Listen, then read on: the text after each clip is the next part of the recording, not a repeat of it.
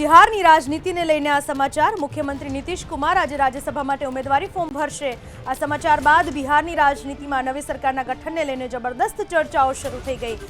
સૂત્રો મુજબ નીતિશ કુમાર રાજ્યસભામાં જશે તો બિહારમાં નવા મુખ્યમંત્રી ભાજપમાંથી હોઈ શકે છે, જ્યારે જેડીયુમાંથી બે નાયબ મુખ્યમંત્રી બનાવાય તેવી પણ શક્યતા છે। આજે કેન્દ્રીય ગૃહમંત્રી અમિત શાહ પણ બિહારમાં જશે। અમિત શાહ, નીતિન નવીન અને નીતિશ કુમારના નામાંકન સમયે ઉપસ્થિત રહેશે। સૂત્રો મુજબ અમિત શાહ નીતિશ કુમાર અને એનડીએના अन्य नेताओं साथे पण बैठक करी शके छे।